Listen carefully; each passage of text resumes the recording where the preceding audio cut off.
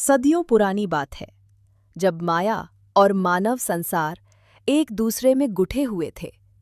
उस समय अंधकार वन की गूढ़ छाया में शांत सरोवर गांव नाम का एक छोटा शांत ठिकाना हुआ करता था। इस गांव में एक युवती रहती थी जिसका नाम था आरुषि। वो कोई साधारण मानव नहीं थी। उसकी रगों में नक्षत्र कन्याओं के प्राचीन और पवित्र वंश का रक्त दौड़ता था, जो उसे तारों का जादू और जीवन को नवजीवन देने की अद्भुत शक्ति प्रदान करता था। आरुषि उन ज्योतिर्मय कुसुमों के गहरे रहस्य को जानती थी। ये कुसुम केवल आसमानी ग्रहण की रहस्यमय रात में खिलते थे, जब ब्रह्मांड की ऊर्जा अपने चरम पर होती थी और उनके पास प्राणों को नवजीवन देने और नियति को बदलने की अद्भुत अकल्पनीय शक्तियां थीं। इस रहस्य को आरुषि ने अपनी पूजनीय माँ मेघा से सीखा था, जिनकी आत्मा कई वर्षों पहले स्वर्गलोक सिधार चुकी थी। पर उनकी विद्या आरुषि के हृदय में जीवित थी। लेकिन हर प्रकाश की एक छाया होती है, और शांत सरोवर गांव की शांति को भंग करने वाला था जागीरदार रुद्र। वो केवल एक धनी जमींदार नहीं था। उसकी आत्मा में अघोरी तंत्र का काला और भयानक ज्ञान समाया हुआ था।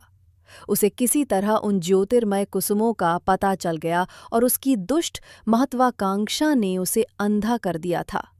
वो इन फूलों का उपयोग अपनी अमरता प्राप्त करने और असीमित काली शक्ति का स्वामी बनने के लिए करना चाहता था।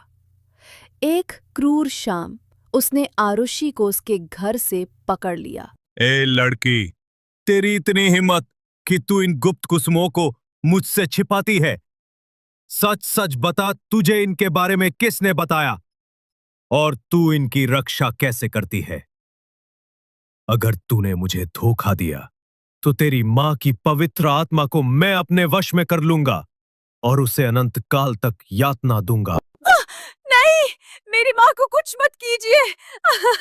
मैं सब बताती हूँ। मैं एक गुप्त गुफा में है जहाँ कोई नहीं जा सकता। आरुषि का हृदय डर से कांप रहा था। अपनी मां की पवित्र आत्मा को जागीरदार के दुष्टपाश से बचाने के लिए उसने कांपते हुए जागीरदार रुद्र को उस गुप्त गुफा का रास्ता बताया, जहां ज्योतिर्मय कुसुम खिलते थे। जागीरदार रुद्र एक दुष्ट मुस्कान के साथ गुफा की ओर बढ़ गया। आरुषि अपनी सांस रोके हुए तुरंत सारंग के गुप्त आश्रय की ओर भागी। सारंग, जिसे वो एक साधारण मछुआरा समझती थी, वास्तव में उसके हृदय का एक विशेष स्थान रखता था। लेकिन जब वो वहां पहुंची तो आश्रय खाली था।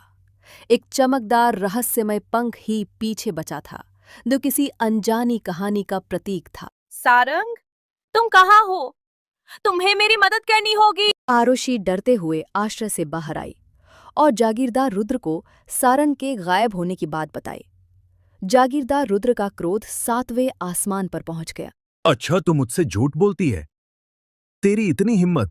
मैं ये ऐलान करता हूं कि आज से तुझे इस शांत सरोवर गांव से निकाला जाता है, और अगर तू वापस इस गांव में आई तो तेरी नक्षत्र कन्याओं की हीलिंग शक्ति हमेशा के लिए छीन ली जाएगी और तुझे वहीं एक पत्थर की मूर्ति में बदल दूंगा। जागीरदार रुद्र ने अपने भयावह मंत्रों का जाप करते हुए इतना कहा और एक काली धूल दृश्य हो गया।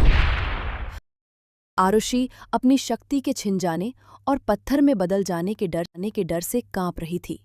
वो शांत सरोवर गांव छोड़कर जाने लगी। ओ मेरी आरुषि, तुम अकेली नहीं जाओगी, मैं भी तेरे साथ चलती हूँ। मला तेरे बिना मैं इस सूने गांव में क्या करूंगी? मेरा अस्तित्व तो तुझसे जुड़ा है। नहीं नलिनी, तुम यही रहो। मुझे सारंग को ढूंढना है। मुझे इस बात का पता लगाना है कि आखिर जो बात पूरे गांव में किसी को नहीं पता, वो उसे कैसे पता थी। और अगर उसे ये सारी बातें पहले से पता थीं, तो इसका मतलब उसने मेरे साथ जानबूझकर भाग का खेल खेला है। मुझे उस रहस्य को सुलझाना होगा। आरुषि अपने दृढ़ संकल्प के साथ सारंग को ढूंढने के लिए अंधकार वन के भीतरी छोर निषिद्ध घाटी की ओर बढ़ गई, जहां केवल वीर ही जाने का साहस करते थे। दूसरी तरफ निषिद्ध घाटी में सारंग को आरुषि की अनुपस्थिति का गहरा एहसास हो रहा था। आरुषि के साथ बिताए गए पल उसके हृदय में एक पवित्र और अनूठे प्रेम की लौ जला चुके थे। सारंग कोई साधारण मानव नहीं था, जैसा आरुषि सोचती थी। वो वास्तव में एक चंद्रदेव का अंतिम राजकुमार था, एक दिव्य प्राणी जो चंद्रमा की अद्भुत शक्ति से इंसानी रूप ले सकता था और अपनी इच्छा से अदृश्य हो सकता था। उसके परिवार पर एक प्राचीन और गंभीर श्राप था कि कोई भी चंद्रदेव यदि किसी इंसान से सच्चा प्रेम करेगा तो उसे अपनी सारी दिव्य शक्तियां त्यागनी पड़ेंगी और उसका वंश वहीं समाप्त हो जाएगा। उसकी माँ चंद्रिका, जो चंद्रदेवों की शक्तिशाली और सम्मानित रानी थीं, उसे परेशान देखकर उसके पास आईं। उनकी दिव्य आभा भी सारंग के दुख से कुछ धूमिल पड़ रही थी। क्या हुआ सारंग? तुम्हें कोई परेशानी है क्या? तुम्हारा चंद्र आभा क्यों धूमिल पड़ रही है? मुझे महसूस हो रहा है कि तुम्हारे हृदय में कोई भारी बोझ है। नहीं माँ, मैं ठीक हूं। बस आरुषि के बारे में सोच रहा था। कुछ ही दिनों में उसकी शादी जागीरदार रुद्र के बेटे से होने वाली थी, पर अब तो तुम इतने चिंतित क्यों हो? क्या तुम भूल गए हो कि हम चंद्रदेव हैं? हम दिव्य प्राणी हैं और इंसान हमारे लिए केवल एक क्षरभंगुर अस्तित्व है, एक पल की चमक जो बुझ जाती है। तुम अपने कर्तव्य को भूलो मत। सारंग अपने प्रेम के गहरे एहसास को और नहीं दबा सकता था। अपने परिवार के प्राचीन श्राप के बावजूद उसने अपनी माँ को आरुषि के लिए अपने अटूट प्रेम के बारे में सब कुछ बता दिया। लेकिन माँ, आरुषि मुझसे प्यार करती है और मैं उसके बिना नहीं रह सकता। मेरा जीवन उसके बिना अधूरा है। नहीं सारंग, तुम एक चंद्रदेव राजकुमार हो। तुम अपने वंश के भविष्य हो। तुम्हें उस लड़की को भूलना होगा। यह हमारा प्राचीन शाप है। अगर तुमने उसे चुना तो तुम अपनी सारी शक्तियों से वंचित हो जाओगे और हमारा वंश यही समाप्त हो जाएगा। मैं जल्दी तुम्हारी शादी हमारी पसंद की एक आकाशीय अप्सरा से करवा दूंगी ताकि हमारा महान वंश चलता रहे। इतना कहकर चंद्रिका अपने चंद्र महल की ओर लौट गईं। उनकी आवाज में दर्द और क्रोध दोनों थे, लेकिन सारंग का मन अभी भी आरुषि के ख्यालों में डूबा हुआ था। उसके लिए आरुषि का प्रेम उसके वंश के भविष्य से भी बढ़कर था। अपने प्रेम के वशीभूत होकर सारंग अपनी माँ को बिना बताए आरुषि के घर तारक कुटिया की ओर गया। वहां पहुंचकर उसने नलिनी को रोते हुए पाया। नलिनी ने उसे जागीरदार रुद्र की क्रूरता और आरुषि की माँ मेघा, जो अब एक आत्मा के रूप में नलिनी के साथ थीं, को बंदी बनाने की पूरी कहानी सुनाई। मेघा जागीरदार के अत्याचार इतनी कमजोर हो चुकी थीं कि वे मूर्छित होकर गिर पड़ी थीं। सारंग, जागीरदार ने मेघा माँ को बंदी बना लिया है। वे बहुत कमजोर हो चुकी हैं। सारंग तुरंत मेघा के लिए अमृत कुंड की ओर बढ़ा, जो एक पवित्र जल स्रोत था और जिसके जादुई चंद्रमाई जल में मृत प्राय को भी जीवन देने की शक्ति थी। लेकिन गांव की एक जादूगरनी, जिसे जागीरदार रुद्र ने भारी धन देकर खरीद रखा था, ने सारंग को उसके मानव रूप में पहचान लिया। उसकी जादुई आंखें सारंग की चंद्र आभा को देख सकती थी। वो तुरंत जागीरदार रुद्र के पास पहुंची। ओ जागीरदार जी, वो लड़की एकदम सही कह रही थी। मैंने अभी अभी आरुषि के घर पर एक लड़के को देखा। वो शायद एक आधा मानव आधा दिव्य प्राणी है। उसकी आंखों में चंद्रमा की चमक थी। आप जल्दी से जाइए, इससे पहले कि वो भाग जाए। जागीरदार रुद्र ये सुनकर क्रोध से तिलमिला उठा। उसने तुरंत अपने भूतिया सिपाहियों को आरुषि के घर जाने का आदेश दिया। जब सिपाही तारक कुटिया पहुंचे तो सारंग वहां नहीं था। क्रोधित होकर उन्होंने मेघा की आत्मा को पकड़ लिया और उन्हें जागीरदार रुद्र के भयानक यातना कक्ष में ले आए, जहां जागीरदार ने मेघा की आत्मा को अपने अंधकार पाश में बंद करवा दिया। इधर सारंग अमृत कुंड से लौटकर थोड़ी देर बाद घर जाता है। वहां मेघा की आत्मा को ना देखकर वो समझ जाता है कि कुछ गड़बड़ है। उसके चंद्रदेव होने की शक्तियां उसे बता रही थी कि मेघा खतरे में है। रात गहरा चुकी थी। जागीरदार रुद्र अपने आलीशान बिस्तर पर सो रहा था, अपनी जीत का जश्न मना रहा था। तभी सारंग अपने असली शक्तिशाली चंद्रदेव रूप में प्रकट हुआ। उसकी आंखें चंद्रमा की तरह चमक रही थी और उसका शरीर एक नीले प्रकाश से प्रदीप्त था। वो जागीरदार रुद्र को उसकी चंद्र शक्ति से निष्प्राण करने के लिए बढ़ा। थोड़ी देर बाद जागीरदार की भयानक चीखें हवेली में गूंज उठीं, जिसने भूतिया सिपाहियों को उस कमरे में खींच लिया। लेकिन तब तक बहुत देर हो चुकी थी। जागीरदार रुद्र अपना दम तोड़ चुका था। उसके शरीर पर एक चमकदार नीले निशान देखकर पूरे गांव में हंगामा मच जाता है। जागीरदार जी को किसी अलौकिक शक्ति ने खत्म कर दिया है। ये किसी दैवीय प्रकोप का परिणाम है। सारंग को अब एहसास हुआ कि गांव से सुरक्षित निकलना तो बहुत ही मुश्किल है। उसने अपनी अदृश्य शक्ति का उपयोग किया और हवेली के अंदर रहस्यमय कमरों की तरफ बढ़ा। तभी उसकी नजर एक अंधकार पाश में फंसी मेघा की आत्मा पर पड़ी। वो तुरंत मेघा के पास गया और अपनी चंद्र शक्ति से उस पाश को तोड़कर उन्हें आजाद किया। मेघा माँ, आप ठीक हो? चलो जल्दी से घर चलते हैं। जागीरदार को किसी रहस्यमयी शक्ति ने खत्म कर दिया है और वो मर चुका है। मेघा की आत्मा सारंग के साथ तारक कुटिया लौट आई, जहां नलिनी खुशी से झूम उठी। इस बीच आरुषि लगातार सारंग को ढूंढे जा रही थी। वो अपनी यात्रा से थककर एक बड़े से प्राचीन कल्पवृक्ष के नीचे आराम करने लगी, जिसे इच्छापूर्ति वृक्ष कहा जाता था और माना जाता था कि ये सभी इच्छाओं को पूरा करता है। तभी चंद्रिका, जो सारंग की तलाश में थी, वहां आ जाती हैं।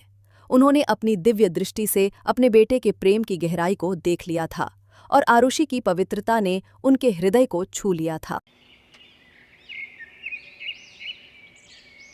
सारंग, मेरी बेटी आरुषि को ढूंढकर मेरे पास ले आओ। आज से मैं उसे कभी बुरे शब्द नहीं कहूंगी। वो जैसी भी थी, मेरी बेटी ही थी। जागीरदार अब मर चुका है, तो उसकी जान को किसी का भी कोई खतरा नहीं है। माँ, वो किस दिशा में गई है? बेटा, वो तुझे ढूंढने गई थी। जिस दिशा से तू आया था, वो उसी दिशा में गई है। तुम्हारी नियति अब एक हो चुकी है। सारंग बिना देरी किए आरुषि को ढूंढने चला जाता है, लेकिन उसे आरुषि कहीं नहीं मिलती। थक हार कर वो अपने घर की दिशा की ओर जाने लगता है।